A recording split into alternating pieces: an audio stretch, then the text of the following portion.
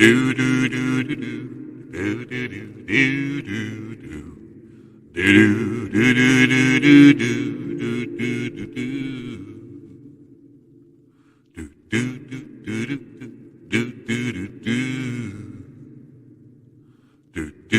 do do do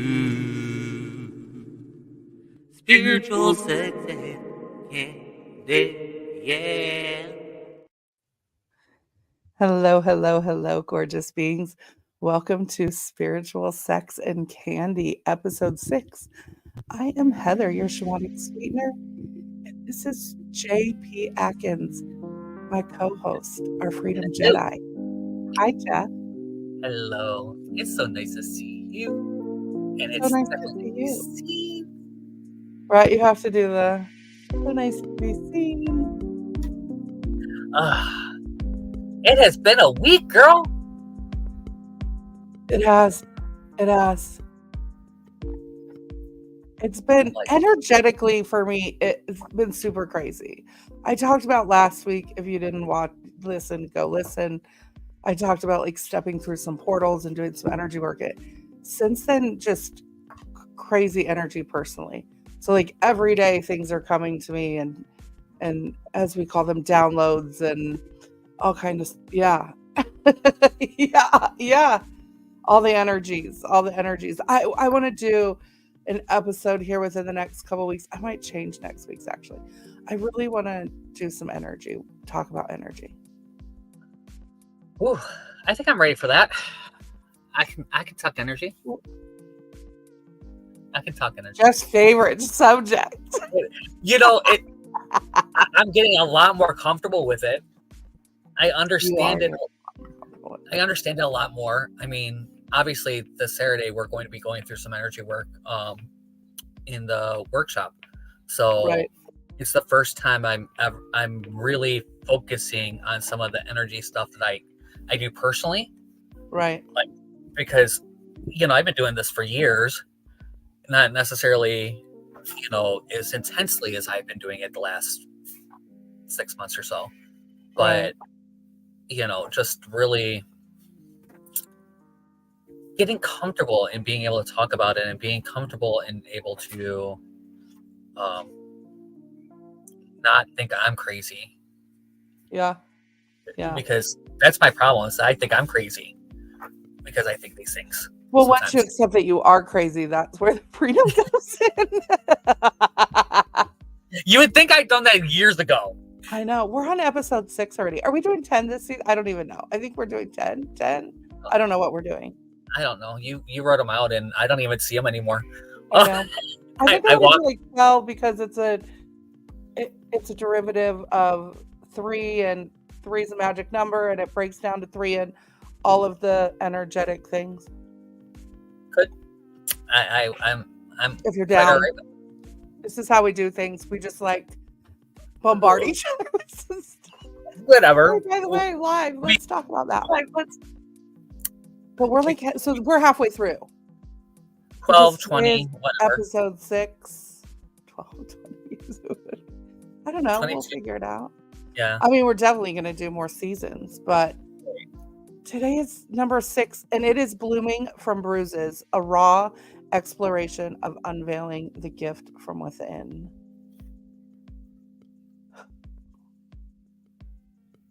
We're going to talk about our own healing paths. Are you ready? See, this is why Jeff doesn't look at these things, because then we get the real raw conversation about it. And to be honest, so to be fair, I do these a week or two in advance. So like I've already done next week's. And once I put it on the paper, it's kind of like when I channel a message or I give a reading to someone. I don't remember large bits, like large parts of the reading. Some things might stand out to me, but if you come back and ask me later, like, what did you say in the read? I'm not going to remember it's the same when I'm doing these. So I literally the day, like today at Tuesdays, I prepare all day, kind of like energetic wise to come and do this. And I have to go and look at it and go, what are we talking about today? Typically, I have been going back and looking the day of, and today I was in a whole different category of stuff. So I was like, I will show up and I will be pretty and we'll be okay with that. I used to, but I also used to set. I'm the pretty one. Not today. It is all me. Look, we got our new shirts. We got our new shirts. Yes, Go to this is sexandcandy.com and pick yours up today. Oh, we even have a winner. We have a winner that we can announce. We have a winner. Yeah, thank you guys, everyone who went and listened and followed and subscribed and ordered some merch. You know, we haven't even pushed the merch, but we did have sales over the past couple of weeks. So I really, really appreciate all of you that did that. And we do have a winner. Do we need like a drum roll? Who's our winner? You tell them. It's Chelsea. My Chelsea. niece, Chelsea. Chelsea won. Chelsea won. She actually asked me last night. I've known for a couple days who won. I thank everyone we thank everyone who participated in our little giveaway. So Chelsea won time with me, time with Jeff. I always do it backwards. Jeff over there, because we're mirrored and I always forget. Yeah, so you have to do the opposite. What you think it's going to be. And you get some things. You get some merch, you get something cool. And I think I know what I want to give her, but I kind of threw it at Heather. That's what I want to get, but we'll see. Heather hasn't approved it yet. So, and Heather is the boss lady. She keeps me going and getting everything done. I'm just learning how to do it so that when I do hand it off, I have an idea of what's happening. And I really want to thank one of our producer, Aruba. She has been doing a fantastic job with some of the back end stuff. Jeff used to handle the back end stuff. Yeah, so he pawned it off on someone. I pawned it off. I delegated. I'm finally able to delegate, and it's like, oh my goodness, I don't know what to do. I made him give it, so he was like, "You go and play with this. I don't really, like it's yours. Go do what you want with it." And then he struggled to like tell me how to do everything and how he would do it. He still does it. Well, that's not how I would do it. And I'm like, would you like to do it? Well, no, I'm not saying it's a bad thing. And I'm like, then quit telling me how you would have done it, because I don't care how you did it. This is how I did it. Exactly. That's how she did it. And there's nothing wrong. And she actually does a really phenomenal job, guys. You guys don't even understand all it takes to put this on and come up with this. And and Heather's just rocking it. Aruba is doing thank you. So yeah, thank you so much for doing all the posting and getting everything set up for us to be able to come and hang out and do this, because I don't know any part of that part of it. So I really greatly appreciate that I don't have to know how to do it. So I appreciate the True Awesome Network, Jeff's network, that allows us to have a platform to do all of these amazing podcasts. And he's got quite a few over there, so you should go check them out. Some of his personal ones. There's just some great things going on over at the True Awesome Network. There is. So we're talking about Blooming from Bruises. Oh my goodness. I know. So you want to hear what our first question is, because you didn't read them today? Mm-hmm. And you know what? I didn't even open up the list either. When did your healing journey really start? Do you have a... So, we all go through these processes at some point. If you're here listening to this, by the way, obviously we are not, let's do the disclaimer. Let me put that out there. We are 18 and over. You can tell from our name. We talk about spirituality, sex, drugs, rock and roll, all the things. We're 18 and older. So if you don't already discuss these things with your children, you probably don't want to be listening to this any farther from this point on, because we're going to get down and dirty about all the things that no one wants to fucking talk about. And so there's your disclaimer. If you're not 18 or older, or you don't allow your children to listen to things like this, then you probably want to stop now and save us for later. But do come back, because it's always good conversation. Or just put in your earphones. It's okay. Or put your headphones in and have an adult conversation outside of your children, Good luck. maybe. I don't know, you know. Good luck at that. I totally understand having the. So the other day, this is a. Yes, I'm avoiding the subject. I know we're gonna get down to it because I know the other day I was talking to one of my clients and I said something facetiously and forgot that his 8-year-old son was right there and we were on FaceTime. So, and I was just like what? It was completely inappropriate. Yeah, I'm the friend that you do not put on speaker. Like, you don't put me on speakerphone.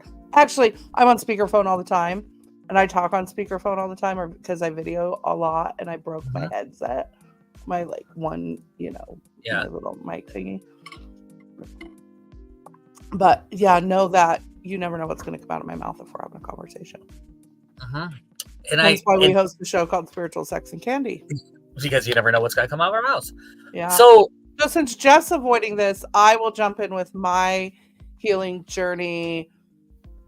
Mine actually started years and years ago. When I think about how long I've been doing energy work, and I have to give myself more credit because I've actually been doing this for 30 years.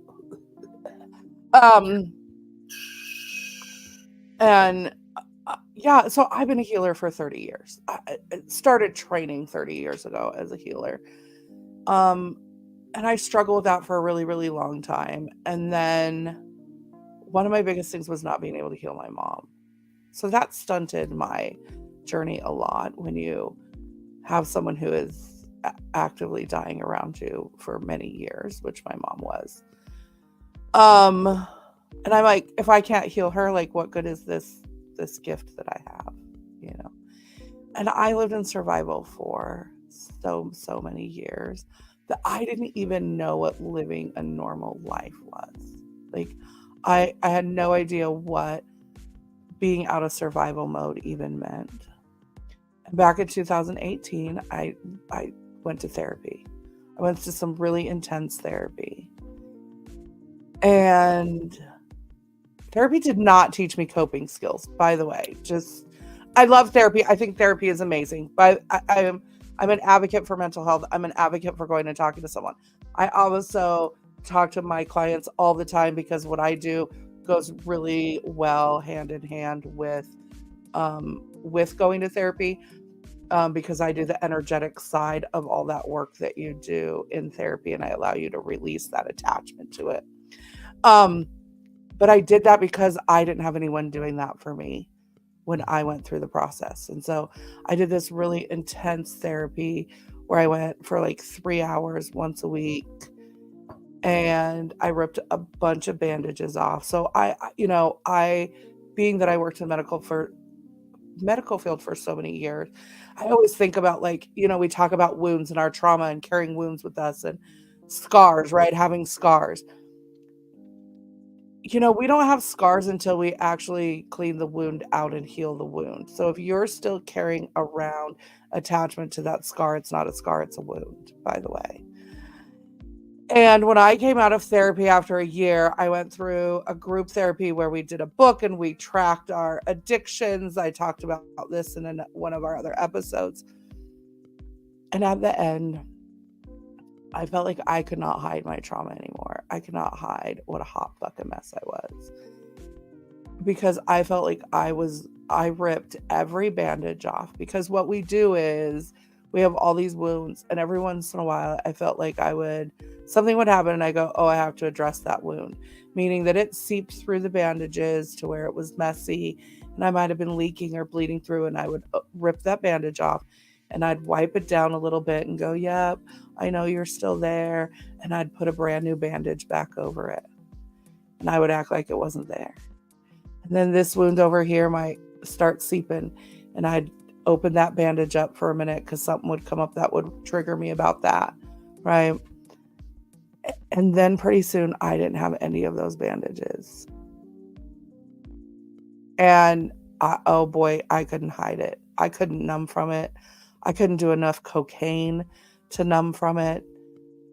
And that's what I was. The farther I got into therapy, and the more that I became so self-aware of every little thing that had been going on in my whole life, and the survival mode that I was in, I was so aware of it. So aware of it. There were times where my therapist said, if it was anyone else, I would want you to check yourself in right now.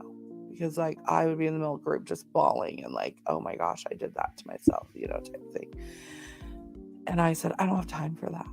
I was still in survival mode, right? I was just like, I was still in survival mode. And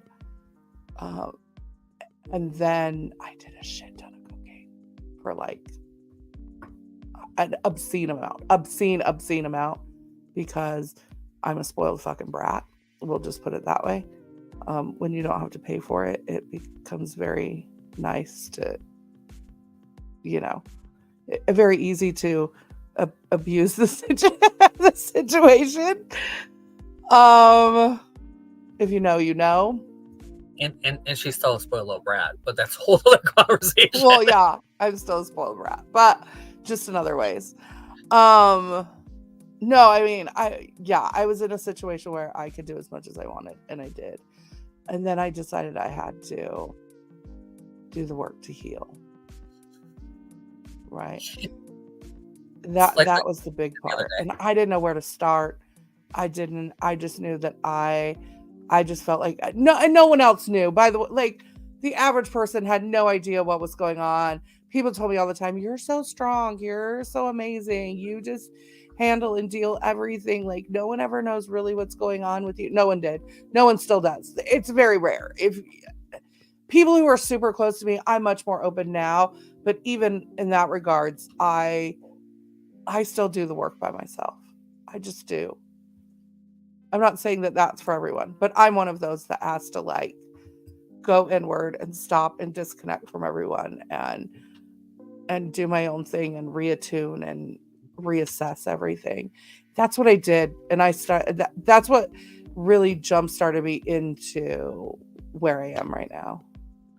Yeah. For me, it depends on what you're talking about healing from. You know what I mean? There's been so many different moments and different categories. I would have to say, coming out was really, really challenging for me. And I have a great and wonderful, so I'm going to preface this with, I have a great and wonderful family. Okay. That I am completely loved and completely there. I'm at my dad's house right now. I took care of my mom for 5 years. My mom moved in with me and my ex. Okay. But it didn't start that way. Right. It started with, it wasn't talked about.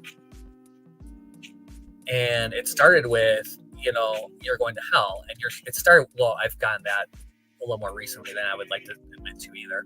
But all of the things that led to this, my grandmother gave me the whole set, and this is like pre-internet really, of how to pray the gay away.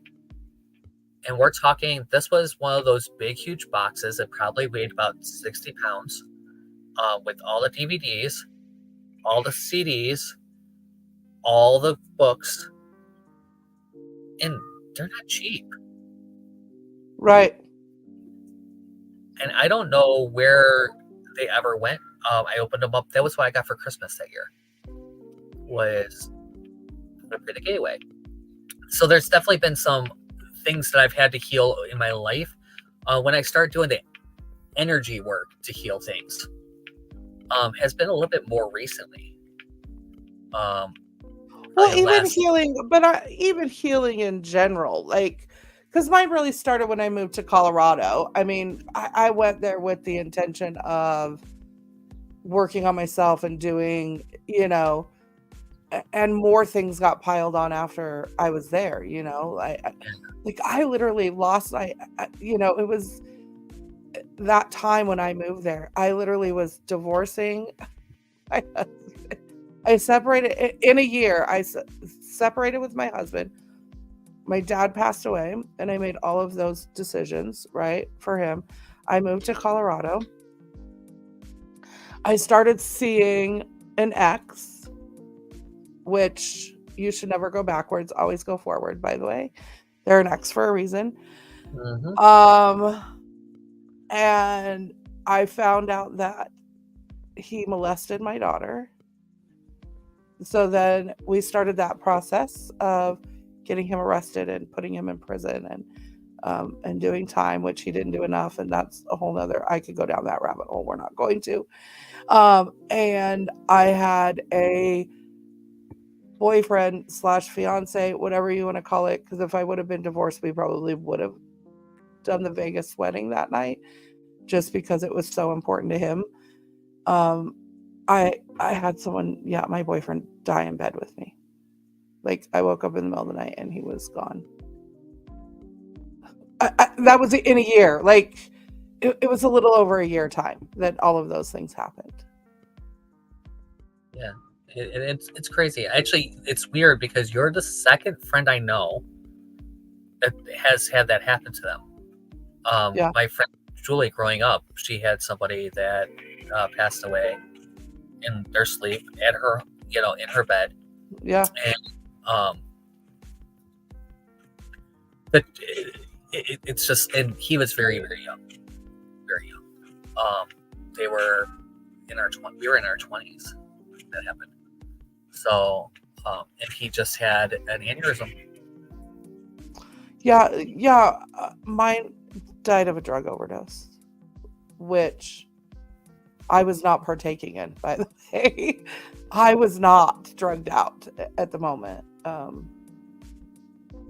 Later they said, there was some very serious repercussions to, I shouldn't say that. There were rumors after the fact that I was being investigated for his death, and like there was some pretty nasty things that happened around that. Yeah. And then my kid decided to go live with her dad. Like, so that happened, and then my kid's like, I want to go live with my dad and teach him how to be a dad. That's what she said to me. She was like 15. And I was like, okay. Right. Well, that's not your job, but if that's what you need to do. Yeah, so she went. Right. It was just all these things. It was a crazy couple of years. And then it just progressed. It just snowballed from there. Then it was court proceedings, and I never had time. I didn't, I didn't have time to even really think about myself. And I was so sick. I was physically so sick. Like, if you look up things that can happen to someone, like symptom wise for stress, I have endured them. I've endured every one of them physically. I've been really lucky in that respect. Like, when I was at my most stress, I did drugs. So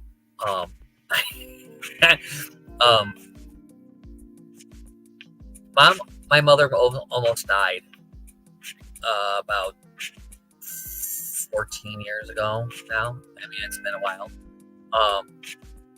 She had a piece of her liver like break off and go through her bloodstream, and like MRSA, the whole nine. Like, that's a crazy random. Yeah. So it was really super bad. It was really touch and go. She was in the hospital for over a month, and I stayed high for probably 2 weeks of that.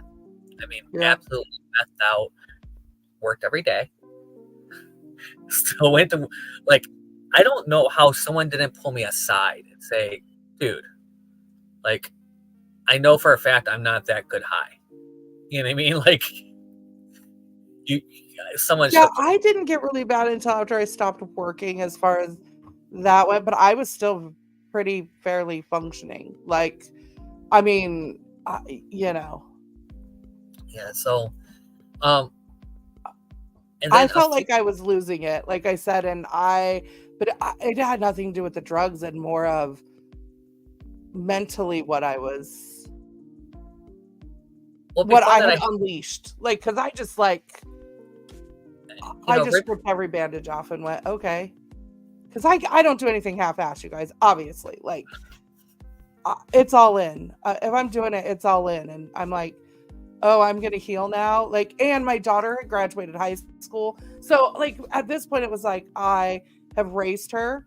She's an adult to some degree. Legally, she's an adult. And now it really is time for me. I know so many women that when their kids, you know, they say it's empty nest, you know, the empty nesters or whatever the case may be. But I think it's really that you get to a point where you go, okay, now what's next? Because I didn't think about my life past, like, my daughter graduating high school, those types of things. Because my mom died at 44. So, like, I never thought about my life at this point. Those people that I thought my life would be, like, I never even thought about that. Yeah, I don't know. When it comes to healing, though, I had the nervous breakdown, and I came home. When I was in Philadelphia. That was when I was in Philadelphia. That was my first nervous breakdown. I've had 2. And that was really crazy. And then I had the one, my brother died. My mom went to the hospital. This is when I was taking care of her. This is like 6 months after I kicked my ex out. And he was still sending me messages on how I was everything but a white boy, how I was evil, and how I was going to Al-Anon to deal with that whole mess. And then my dog died. And I was like, that was it. That was the kicker. And yeah. I would wake up and I would fall out, and walking downstairs, I'd fall out and I'd had coffee all over me on the floor. So that happened more than once in a row.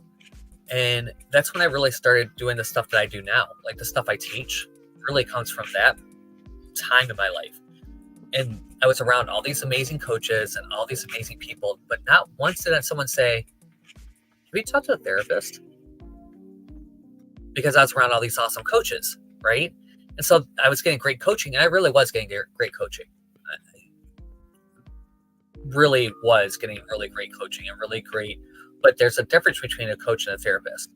And sometimes you need the therapist. And I was in a spot where I probably should have sought a therapist. I probably should have been medicated for a while.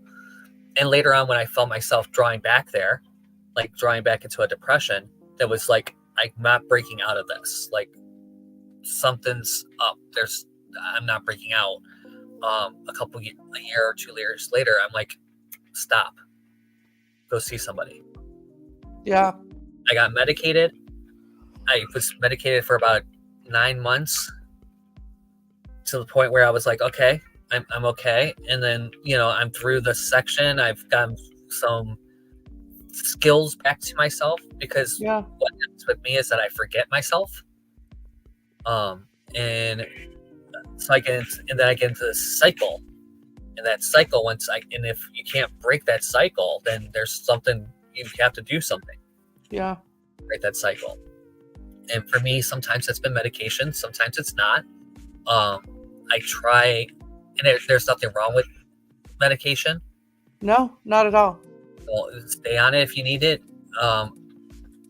But there's other things, and the energy work, and the last 3-5 years of like really intense energy work that I've been dealing with and working on, and really getting very in tune with who I am.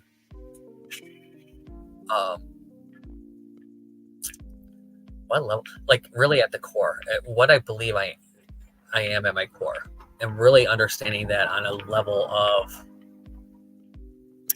knowing. Like, you can't tell me that I'm not. It's not a guess. Oh yeah. And there's a difference. Like, I know, like, you can't tell me I'm not a guy. I'm not a boy, right? Right. I'm a man. I'm there. I understand that, right? I know that. It's a knowing. Okay. I'm also a divine space. And that's a knowing. I'm connected to all. That's knowing. Yeah. You know what I mean? In such a different way than I've ever, and I don't think I've ever talked about this like this way. So thank you. Especially because we're going to be talking about it on Saturday. But it's such a knowing. I know who I am at my core. I know what that means, like without all the labels that everything puts on. I'm a gay boy. I can go through a list of labels, right? But at the core, I'm a divine space.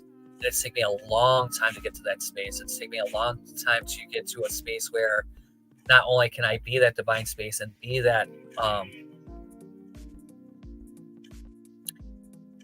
and be in my body and be in that divine space and understand the energy well enough that I can share that energy, which is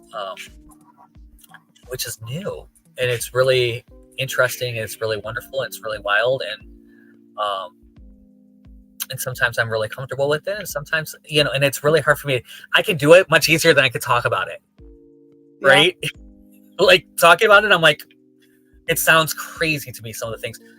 I did a past life regression with around my ex, and did a cord cutting, and I call it my exorcism because he was literally sitting over my shoulder screaming at people to get away from me, and having this like really bad time, and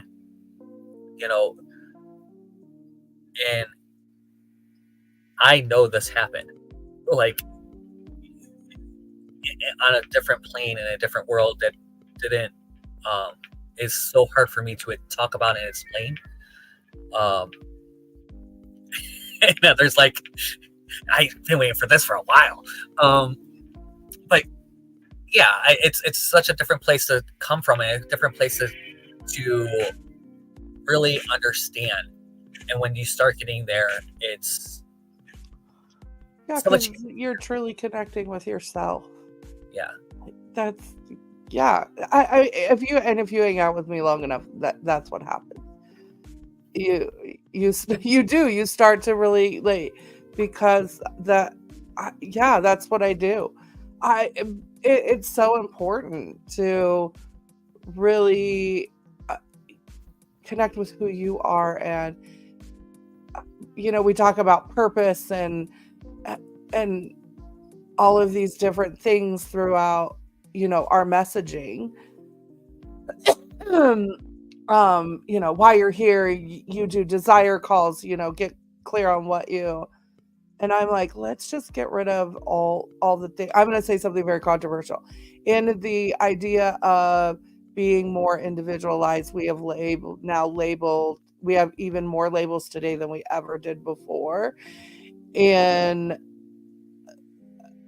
with the idea of not labeling people, which is just like in uniqueness, right? Like, you're unique and you're an individual and you're this and that. And at the end of the day, guess what? We're all connected because we are all one. It's one consciousness.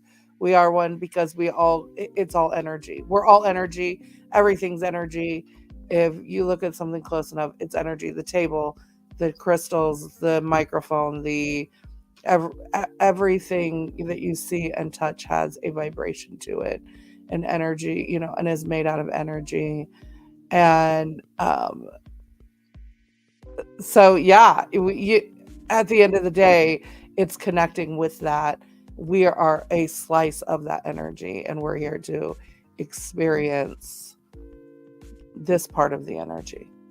Yeah, and it's science has proven over and over, we share electrons with everything around us. Oh yeah. Yeah. So let's start that. You don't even have to believe. We don't even want to start that now. We need to have a whole show just around that conversation. We'll have a whole show around that conversation, because if we get going on that, that's not the plan today. This is healing. So you had to heal. I've had to heal sexually differently than you heal sexually, right? Like, because for me, I talked about last week, we talked about numbing and all the things that I did to numb and the sex. But part of that came from being sexualized at a very, very young age, right? So I developed these big mama jammas. I started developing in 3rd, 4th grade. I was wearing a training bra in 3rd or 4th grade. I mean, can you imagine that? I was fondled by boys by 5th grade, 4th and 5th grade. I can remember being fondled by boys. I was molested in 3rd grade. I had grown men when I was a teenager. No one ever thought that I was the age that I was. And I was treated as though I was older because of how developed I was. I was objectified a lot throughout the years. I still have an issue with when a man goes, "You are beautiful." I'm like, "What do you want from me?" Unless it's Jeff, because, when my gay friends tell me I'm beautiful, I believe them because I feel like it's coming from a pure place. I do. I have a really hard time. Receiving that from straight men because the first thing I think of is, you just want to fuck me. Like, if a guy messages me on Facebook, that's my first thought. Yeah. It's my first thought. And I know that that's wrong. And it's funny because I'm a guy. Yeah. And I still have that come up because I have so many bots, not even the bots. I have people that I freaking know in real life message me and like, "Hey, when can we get together?" And I'm like, probably never. That's what I want to say to some of them. Well, yeah, that's part of where that's where I started to flip my energy when it came to having casual sex with men, because at the beginning it made me feel that's all it was worth, right? Like, so it was like, "Oh yeah, I'm good to be the mistress because I don't really want you to, like, no, I don't want you to leave your wife." So like there's that part, but then it was like I got to a point where I'm like, am I even worth being with someone? Yeah, a couple weeks ago I did a song in karaoke. It made me start crying. Right. Because the line in the song is, "I need to know that I am worth more than just a night." Yeah. And even still, saying that line out loud is still like, oh, there's some stuff there. Yeah.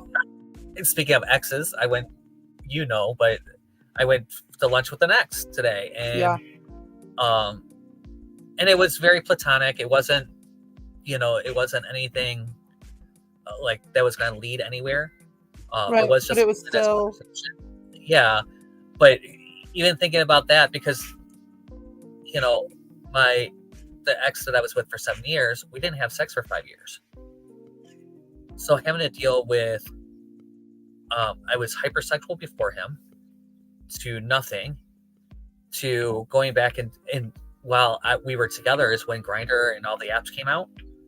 So yes, there were sites before that, but it wasn't not Grindr. readily available. Like, yeah.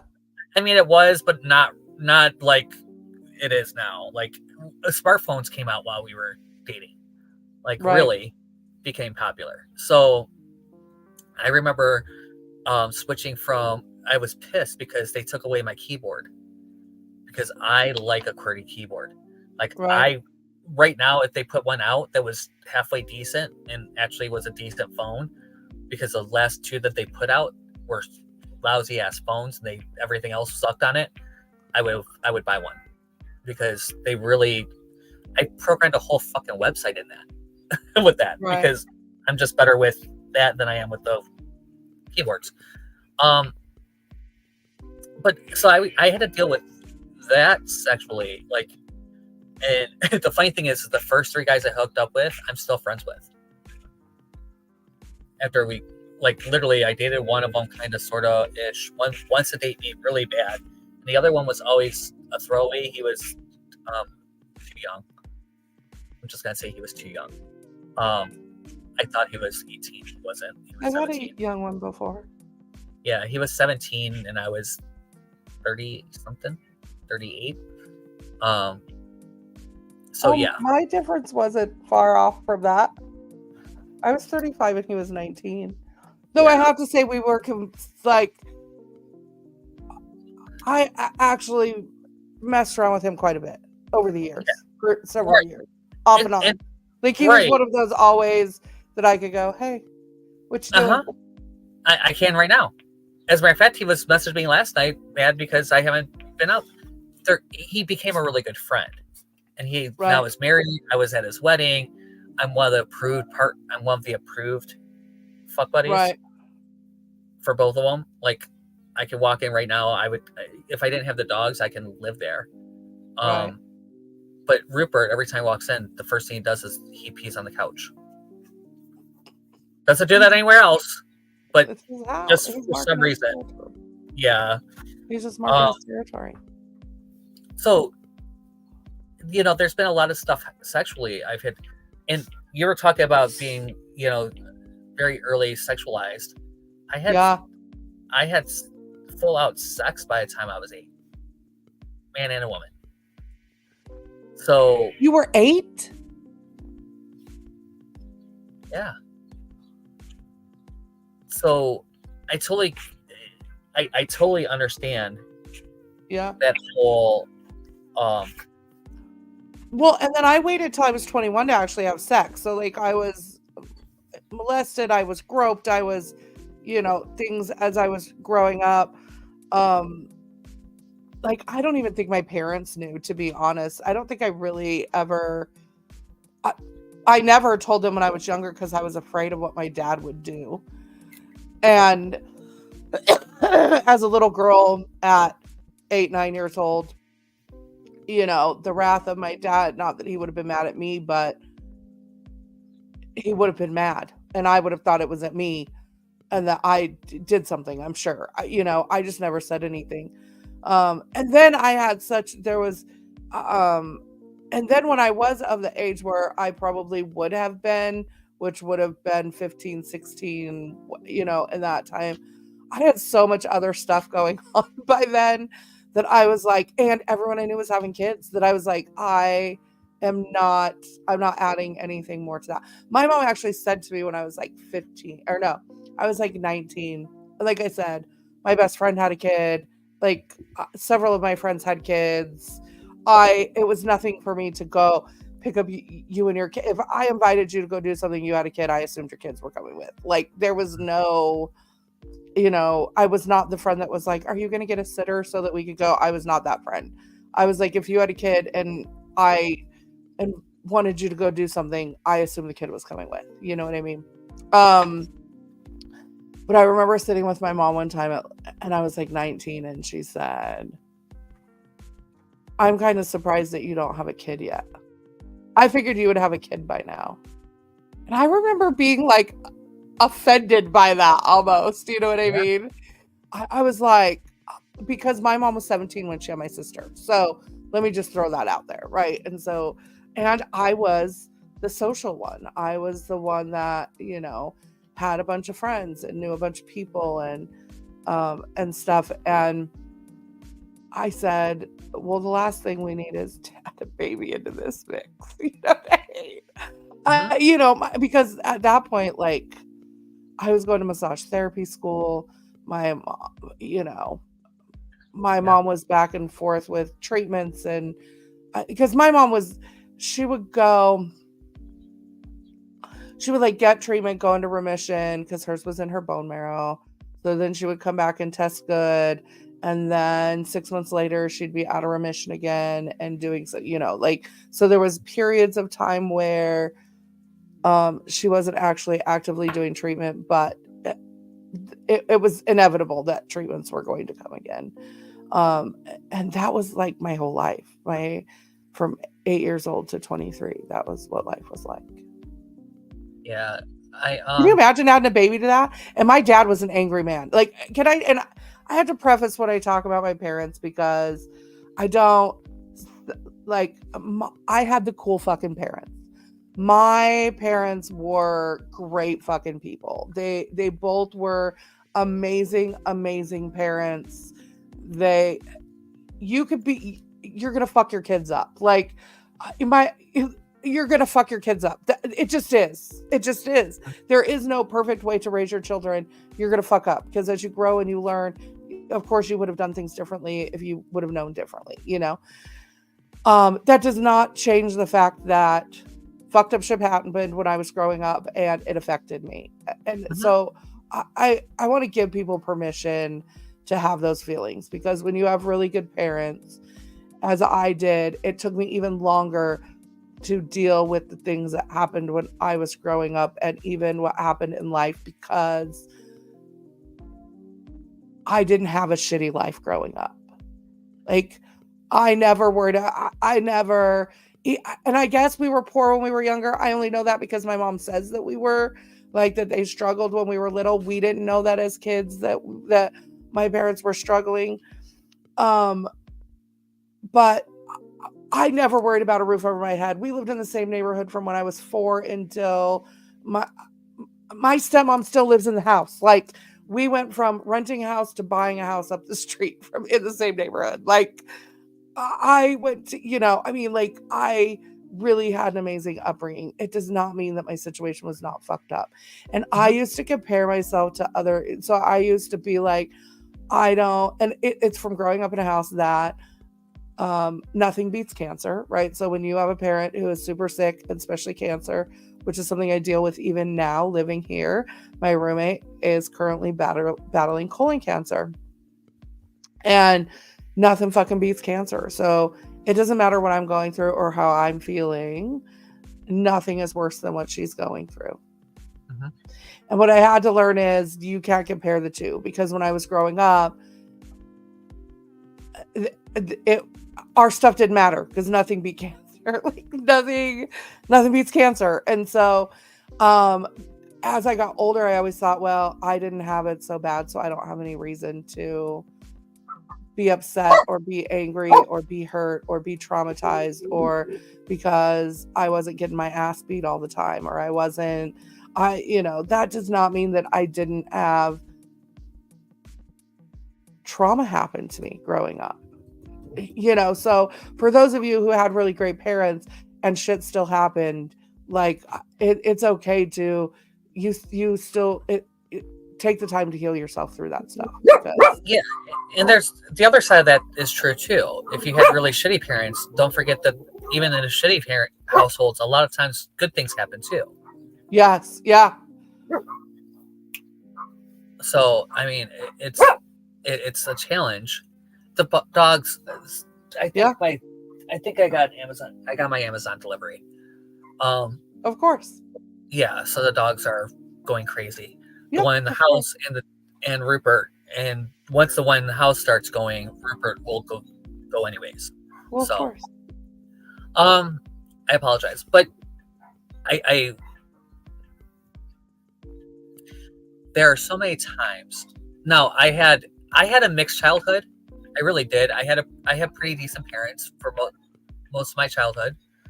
It wasn't until junior high-ish that was crazy. Well, no, in second grade, my parents separated for a little bit. That's when, so my babysitter committed suicide while he was babysitting. But my brothers, when I saw him, I didn't see it. But I knew he did. Actually, I heard when it happened. I just didn't realize that's what it was. I was downstairs with cartoons. Like there were things. Right. And yeah. I remember my mom saying something. I talked about having childhood trauma, and my mom said, "What was so traumatic?" And I'm like, "Do you really want to go here?" Like, I had a good childhood. I have a great family. I really do. I have a loving family. I have a very close. So, but there were things, and I was the only one that lived through most of them, or all of them. Right. Maybe not most, but all. Yeah. As my other siblings, you know, I'm a blended family. I come from a blended family. He had 2, she had to, they had to. So, I'm my mother's oldest, but I'm now third in line. Right. Okay. And then, there's been all kinds of, and there has always been this like dichotomy of me and Rachel in a lot of ways. Like, I've always supported my mom more. She supports her dad more, which makes more sense. Like, it makes perfect sense when you look at it, but Right. But we're the two oldest, depending which, and sometimes it has been a struggle with who's the one in charge, and sometimes with some things, and that's why she takes care of dad, I take care of mom stuff. Like, Right. Still goes this way. Yeah, so I'm the youngest, but I like when it came to my dad, it was more because I just knew the language. I spoke the language. So my sister goes, well, you can put me in charge, but I'm just going to refer to you anyway of what you think is best to do because this is your wheelhouse. And I'm super blessed that my stepmom allowed me to honor him in what he wanted, knowing that it was too hard for her to make those decisions. And I have no regrets in that, by the way. Like, I really, that is something that I don't get the fighting over things. I just don't get all of that. My grandpa's like 95. He still lives in his own house. He exercises 45 minutes every day, or at least he did a couple years ago. I'm sure he still exercises in some way every day. He's probably fitter than all of us. And, I'm sure we're going to get something, my uncle goes, well, don't worry, when he dies, you're going to get some money. And I go, I don't even care about that. I want to know what's going to happen to the hand painted Pyrax that my grandma did, and, hutches that my grandma hand painted, and things that my grandfather made because he did beautiful woodworking. Like, I want the lamps. I want to have some place that I can take the lamps that have hand carved owls that my grandfather made, and not when there was rotary tools. Yeah, I always said that I would. My dad did a painting, and if there's anything I want of my dad's stuff, it would be that. But even that is like, if someone else said, hey, I'm going to get that, or, as a matter of fact, I think it got destroyed in a flood. So I don't even think that's available. There's nothing that either one of my parents have that I want, like, that I'd fight over. I didn't have anything. Like, I have my dad's I have one of my dad's motorcycles. My sister was supposed to get one of the other ones. I don't know what happened to it. It could still be at my stepmom's. I don't know whatever happened to the other motorcycle that my sister was supposed to get. But I have my dad's original 73 Sportster, and because it was a joke, really. But he always said, well, if I had a boy, I'd give it, I was saving it for my son. He had two girls, Right.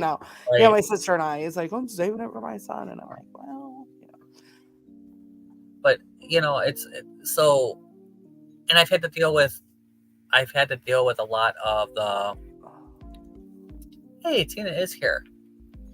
Hi, Tina. Hey. So you're beautiful. I had to deal with my parents both being sick for a long time now. I've had to deal with, and the problem with healing, is that you're never healed. It's never just done. It's never done. Healing is not linear. It's not. Once you get started on it, it's a forever path. I love you so much. I mean, fair enough. I want pictures of what you bought. Do I get something in my Mother's Day basket?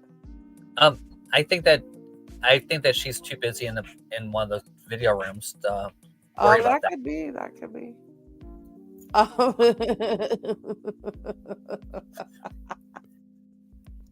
and everyone's healing journey is unique to themselves and how they deal with it. Coming out of survival mode is not easy. And it is very easy to step back in that role. So that's one of those things that I had to learn to do, which was super hard. And I still have to, I still catch myself a lot of the times. I think healing is, of course, it's a forever journey. I do think it gets easier, though. I think the more self-aware that you become, you start to understand because you can transition quicker. It's like, okay, I'm not carrying that stuff with me anymore. And so when things come up, it's like easier to go, let stuff go and go, oh, okay, that's coming up for me. Because you realize this isn't what you're actually at. Yeah. Okay. So, I probably have talked about this on the show even. I publish a book. I get my new book in. It was amazing. I was so excited, and I happened to be on the phone with my mom. And my mom and dad, my dad has been trying to talk to my mom, and my mom hadn't been answering because she hasn't been feeling good. And I was in the house, and my dad was up, and I said, "Oh, this is my new book." And I opened it up because I was in the house when it came in, and he said, "Oh, let me see it," and then handed it back to me without saying anything. Like, no good job, no, oh, that's cool, no, like, acknowledgement that he's holding my book in his hand. Like, and I took that to mean he didn't care. Yeah. Your internal, right. What are you telling yourself? Brene Brown says that, and I love that. Like, her and her husband, that's how they communicate. So this is what I was telling myself in that moment, right? Like, yeah, what's the story that you start to tell yourself in that moment? Right. And he's not proud of me. Yeah, and and I'm not good enough. I'm not, and there's other instances that, so it piles onto another instance. And so that comes up because that came up. I was like 12 when we built the dormer on our house. And I was like, I am, at that point, I was more interested in some of the things. Yeah. And we were building this, and what I really didn't want is to go up and down the stairs 50 million times. So I said, well, let me just I'll cut the wood, and I'll cut. And my dad's like, no, that's too dangerous to use a table saw. I'm 12 at this point. I'm not a little kid at this point. I'm 10, 12, old enough to be taught how to use a saw properly. Right. And he said no to me. Not even 15 minutes later, he's taking my little brother and showing him. He's 2.5 years younger than I am. And at this point was still smaller than me. So it wasn't even that he looked bigger. Right. Right? Because that didn't happen until like 15, 16. So, it was always, I just wasn't good enough for my dad. I'm not manly enough for my dad. I'm not, I'm gay. So, and this is before I realized I'm gay. And then that added a whole nother compound mess to that whole mess. So, yeah, definitely, but it was a lot easier to see this is what happened. Oh, that's what happened. It took me 2 days. I'm not going to lie to you. It took me 2 days of like, oh my God, I'm hurt.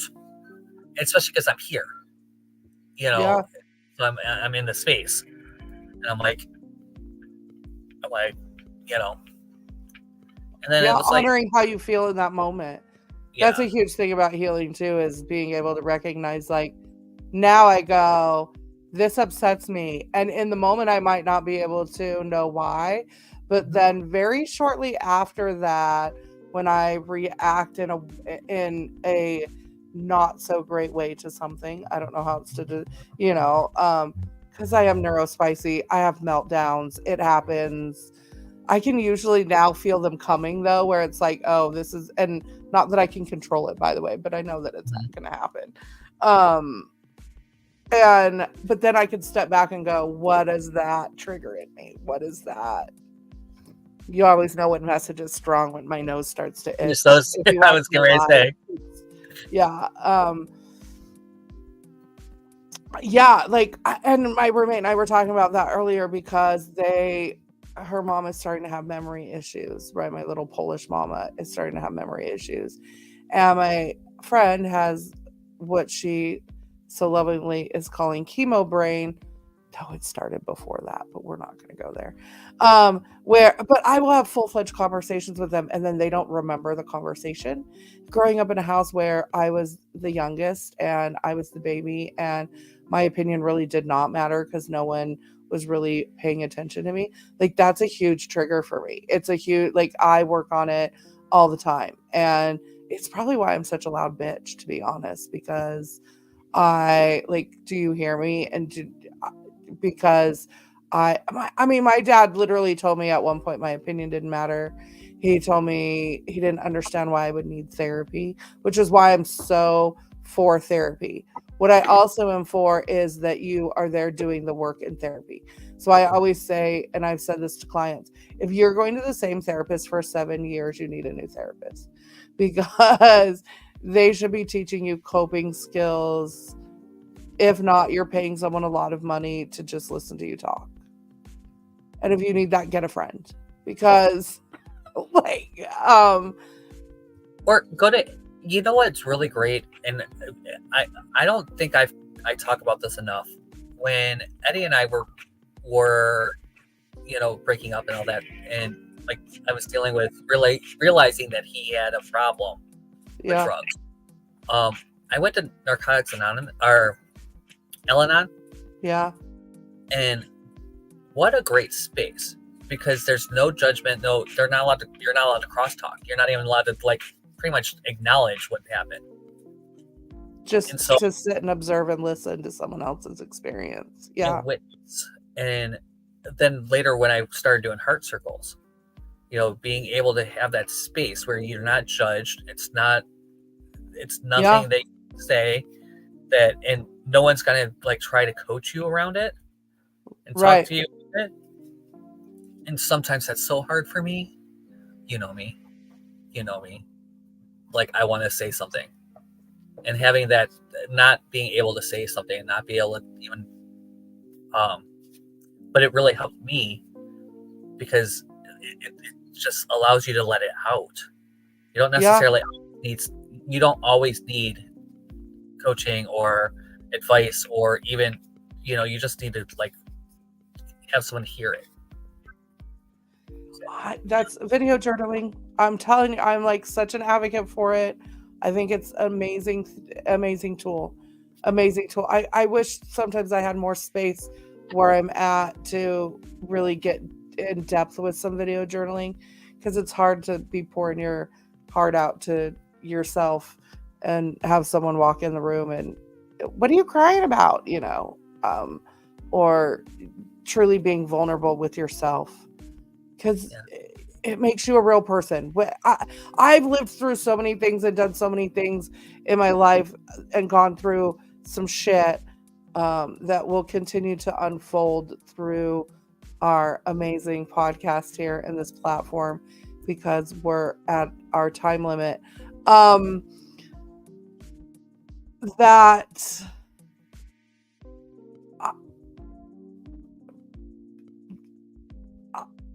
Wow, I just totally went silent. All of a sudden, everything was silent.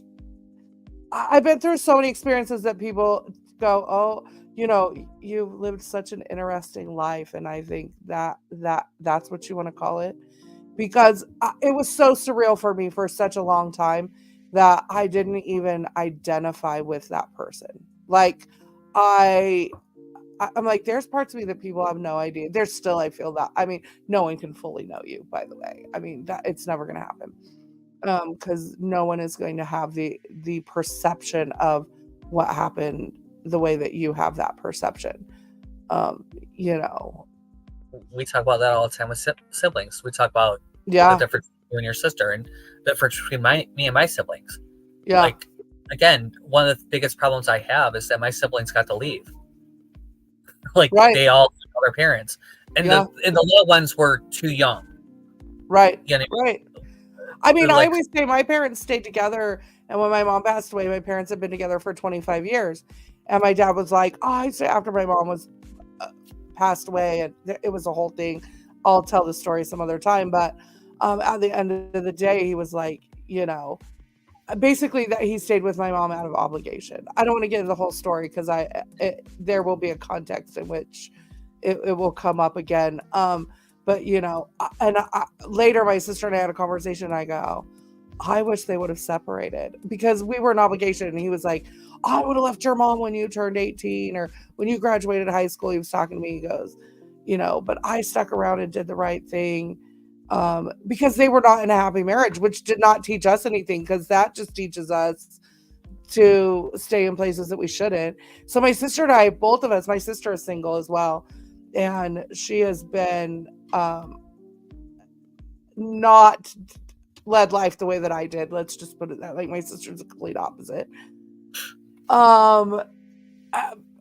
Because and then my dad was a really great husband. So like my dad was an amazing, amazing man and like spoiled my stepmom and really spoiled my mom at the end of the day. So he set these like really high standards as far as being treated to some degree a certain way, but then they taught us to be in horrible relationships too.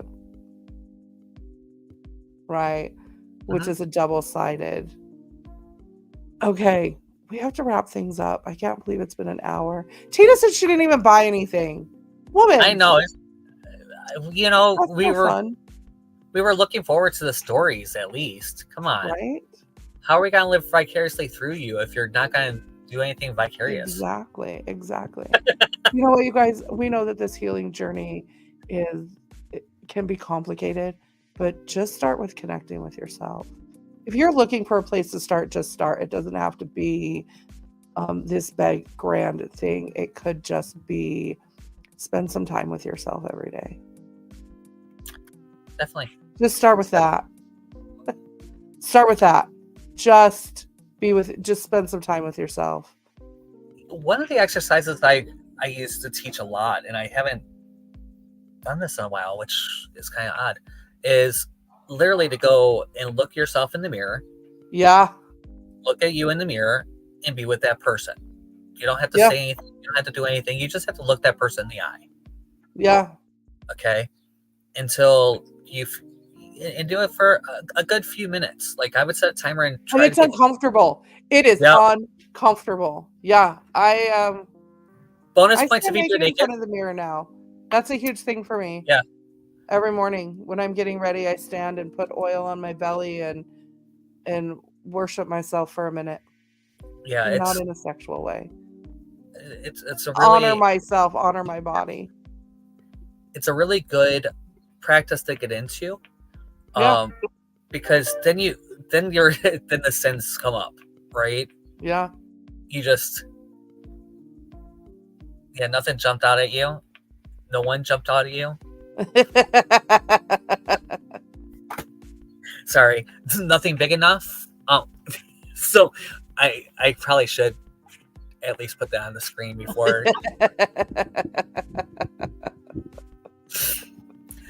Tina is a really good friend of Heather's, and we've gotten to know each other pretty well. So She's when one of the besties, yeah. I tease her a little bit because I feel like I know her well enough to be able to do that. What do you have going on, Jeff? We did the workshop, the Unlock Your True Awesome Life Tantric workshop this weekend. It is this Saturday at 11. You want to get that ticket today, so go to trueawesomelife.com so you can get your awesome plan. It comes we're going to actually go over the awesome plan a little bit. You want to make sure that you get this early so you can get your awesome plan in time. And really, I am working on just getting this RV done so I'm ready to go as I'm supposed to when I'm supposed to. So, well, then you need to come visit so you can come to our stores. She said her store's not like our stores in Vegas. I mean, we do have some great adult stores here. We have like 2-story adult stores and stuff here. Yeah, I mean, it's not like Vegas, but I mean, I can always walk into an adult store and find something. Well, I mean, yeah. Yeah. Okay, I'm not gonna put that on the screen, but thank you, Tina. They have numbing cream for that. I don't need numbing cream. So do you have a message for us today? What are you up to this week, Heather? What am I up to? I've done so much inner work. I said at the beginning of the show, so many things coming through. I'm working on merch. Go check out our merch. Go to spiritualsexandcandy.com. There's a bunch of fun things going on over there. Merch is at the bottom of the page, so if you want to go buy, this comes in purple, black, tie-dye, but then there's some other shirts on there that come in all different colors. But you want to get these while they're available, because seasonally these will change every season. So this print is only available right now. This is the OG, it's the original, so you want to be snagging that here during the first season. And you probably maybe want to start getting some hoodies. They are available in tank tops, hoodies, long sleeves, baseball shirts, male and female tank tops and t-shirts. Huh? Now I think about that, I should have got a baseball shirt. That would have been, well, you'll have to get more than one. I'll have to get more? I want there's so many that I want to get on there. So I'm doing that. I'm also recreating my soul sessions, which is where you come and hang out with me. And we talk about what's going on in your life right now and where that would be energetically blocked in your body. But I would like to do it on a grand scale. So I'm just narrowing some stuff down and revamping a few things so that I can maybe be doing some weekend retreats. Yeah, I'm looking forward. Actually, it's funny. Mike and I talked about the Transformational Center this week in my coaching call. So you guys don't even know what's happening. What's coming is so freaking amazing. I'm back live, by the way, on the old Tickety Talk. TikTok. So yeah, I'm live there. I was live last night with Tina and the gang. We hung out on Tina's live. I will be there tomorrow night. We're gonna do create and chat. Thursday I will be live 7:30 ish Pacific Standard Time. It all depends on dinner whether I actually get started at 7:30. Sometime between 7:30 and 8 usually. Pacific Standard Time. I will be pulling some cards later this week. Yay. Wednesday we're gonna chill and chat though. I love crane chats. They're fun. Yeah. So that's what's going on with me. Awesome. Do you have a message for our people, or do you have one? Did you pull one? Are you not going to do one today? Go for it. Do it. So it's the Hermit, and it's perfect for this. Okay, the Hermit talks about going within yourself and really taking that time to, I know, like you couldn't have picked a better one for this topic. It's going inside and looking at the inner knowing and taking the time to kind of disconnect from everything so that you can actually do the healing. Yeah. Because you really do, yes, you need a coach. Yes, you need somebody, but at the end of the day, you need some time with yourself to even know what to do with the people. It makes it much more powerful. Right. Yeah, that's what I do. Help you connect with yourself. Teach you about your own energy and connection, for sure. She's pretty good at that. I mean, a little bit. I got visualization, which is beautiful because it is also about focus and frequency, experience, manifestations, imagination. But really, remember that what you visualize and what you focus on is the experience that you're having. And you get to change that experience anytime you want. You get to change that anytime you want. When you start focusing on different things will happen, because when you get what you give. So if you're focusing on all the negative things that are going on in your life, then guess what? Those are the things that you're going to notice. So if you can imagine it, it can happen. So make sure that you're focusing on the positive things and change your experience. It's time. It's time for you to change your experience. I agree. Yeah. Thank you guys all for coming and hanging out with us for our 6th podcast. I can't believe we've done 6 already. I know, it doesn't feel like that. It's it just blows me away. We just started. Yeah. Only so many things. Merch. First contest winner. Of course, we will be doing other contests throughout time.